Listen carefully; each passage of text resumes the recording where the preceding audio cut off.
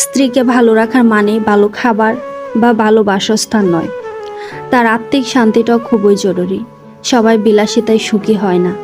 একজন স্বামী মানে যার হাত ধরে তার স্ত্রী সব ছেড়ে আজীবন কাটিয়ে দিবে, যার ফলে তার সর্বগুণ থাকা প্রয়োজন। অথচ সমাজ স্ত্রীর পেছনে লেগে থাকে তাকে জাজ করতে। আপনি জানেন না আপনার স্ত্রীর ত্যাগের গল্প, আপনার চোখে সে সর্বসুখী।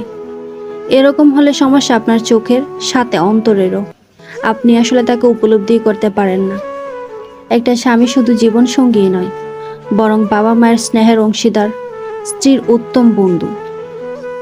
অথচ আপনার মধ্যে ইগো কাজ করে। স্ত্রীর উপদেশ যদি শুনতে শরীর জ্বলে, তাহলে আপনি বুঝেছেন শয়তান আপনাকে অহংকারে কাবু করে ফেলেছে। স্ত্রীর প্রতি যেমন স্বামীর কর্তৃত্ব রয়েছে, তদ্রূপ স্বামীর প্রতিও স্ত্রীর পূর্ণ হক রয়েছে। সংসার জীবনে কলহ আসবে, কিন্তু সেই কলহে জবান দিয়ে যেন